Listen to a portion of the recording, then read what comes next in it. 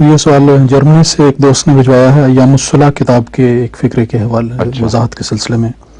اصل عبارت میں حضرت مسیح موعود علیہ الصلوۃ والسلام نے یہ تحریر فرمایا ہے کہ خالص مہدویت بلا آمیزش وسائل ارضیہ صفت حضرت محمد صلی اللہ علیہ وسلم ہے. اور اس کے نیچے نوٹ میں یہ لکھا ہے کہ ہم لکھ چکے ہیں کہ علم دین یا محض علم جو علوم دین کی کنجی ہے دوسرے نبیوں نے انسانوں کے ذریعے سے بھی حاصل کیے ہیں. چنانچہ حضرت موسیٰ زیر تربیت فرعون مصر میں مکتب میں بیٹھے اور علوم مروجہ پڑھے، اور ایسا ہی حضرت عیسیٰ علیہ السلام نے توریت کو بتمام کمال ایک یہودی استاد سے پڑھا تھا.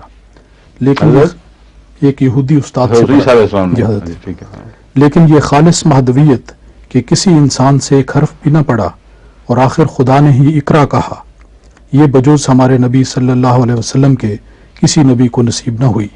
اسی لیے آپ قطب سابقہ اور قرآن میں نبی امی کہلائے. ان کا سوال یہ ہے کہ کیا امی ہونا اور مہدی ہونا ایک ہی چیز کے دو نام ہیں؟ نہیں، یہ کہاں سے نکال لیا انہوں نے؟ امیین سے وہ آیت جس کی طرف ریفرنس دیا تھا، حوالہ دیا تھا، والذی بعث فی الامیین رسولا، تو کثرت سے امیین ہیں جو سارے عرب کے لوگ بلکہ دنیا کے لوگ ہیں، ان میں ایک رسول مبعوث ہوا. تو امی اور مہدی ہونا ایک کیسے ہو گیا؟ مہدی کا امی ہونے سے یہ مطلب تو نہیں کہ ہر امی مہدی ہوگا.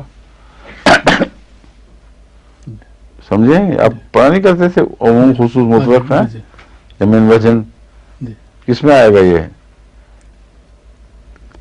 ہر مہدی امی نہیں ہے، یہ من وجن ہوگا. یہ محمد صلی اللہ علیہ وسلم وہ مہدی ہیں جو امی تھے، ہر امی مہدی نہیں ہے. حضرت رسول اللہ صلی اللہ علیہ وسلم وہ مہدی امی تھے جو مہدی بھی تھے. تو اس کو غالباً اس کو عموم خصوص من وجہ کہتے ہیں. ایک طرف سے ایک وجہ سے ایک طرف عموم ہو جائے گا، دوسری وجہ سے خصوص، اس طرف سے عموم ہو جائے گا، ادھر سے خصوص ہو جائے گا. مگر یہ فرضی اصطلاحی بات ہے، معمولی مدت نہیں ہوئی جامعہ میں پڑھی تھی یہ منطق، مگر یہ میں نے بات کھول دی ہے، اس لیے اس کا نام جو بھی رکھ لیں، دلیل یہی ہے کہ ہر مہدی کا امی ہونا ضروری نہیں، ہر امی کا مہدی ہونا ضروری نہیں.